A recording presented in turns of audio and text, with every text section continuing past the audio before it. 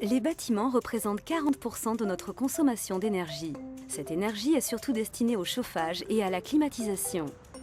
Les bâtiments sont les plus grands pollueurs en Europe, représentant 36% de ces émissions en CO2. L'isolation de nos bâtiments est le meilleur moyen de réduire notre consommation d'énergie, nos émissions et nos factures d'énergie. Par exemple, une famille allemande qui décide d'améliorer l'isolation de sa maison peut réduire ses émissions de CO2 de 11 tonnes par an. Pour obtenir une réduction équivalente, elle devrait renoncer à ses 2 voitures de taille moyenne et à ses vacances en Espagne 2 fois par an, arrêter de manger du bœuf et prendre des douches froides. Nous sommes tous conscients de l'importance de l'isolation et nous désirons naturellement faire le bon choix d'isolant. La laine minérale est le choix qui s'impose. Chez Eurima, nous pensons que l'analyse du cycle de vie, ACV, est la bonne méthode pour vous aider à prendre une décision. La laine minérale provient de matières premières abondantes partout dans le monde et d'une quantité croissante de produits recyclés. La laine de roche est composée de roches volcaniques, comme le basalte ou la dolomite. Une proportion croissante de celle-ci est fabriquée à partir de briquettes de matériaux recyclés. La laine de verre est composée de sable ou de verre recyclé, le calcin. Le filage du matériau fondu sur des roues tournant à grande vitesse, qui s'apparente au processus de préparation de la barbe à papa, produit des fibres entrelacées fines qui, une fois formées en rouleaux ou en plaques, piègent l'air et deviennent d'excellents isolants thermiques et acoustiques.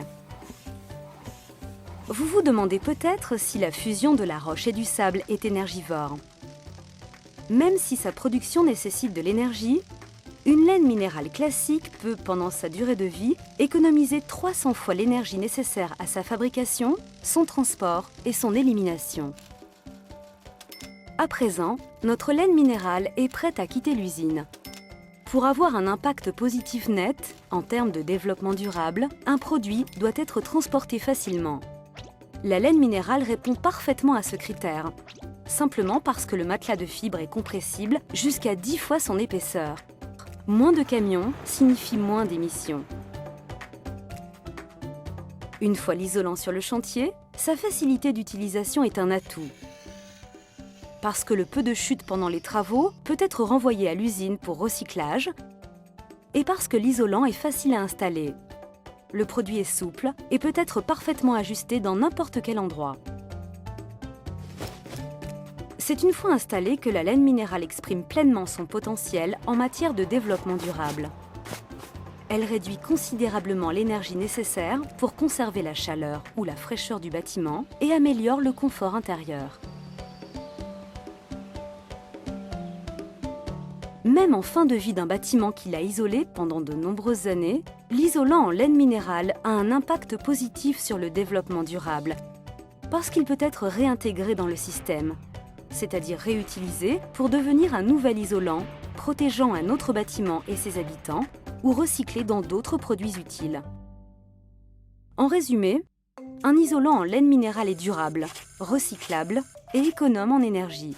Il combat le bruit, est incombustible, conserve son intégrité dimensionnelle durant toute sa vie utile et offre une mise en œuvre propre et sûre.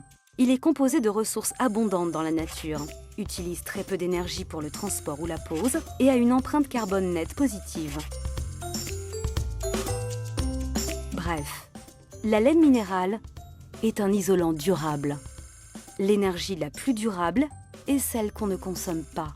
En réduisant jusqu'à 90% l'énergie nécessaire pour chauffer ou climatiser nos maisons, l'isolation en laine minérale met les ressources naturelles au service de la protection de notre planète.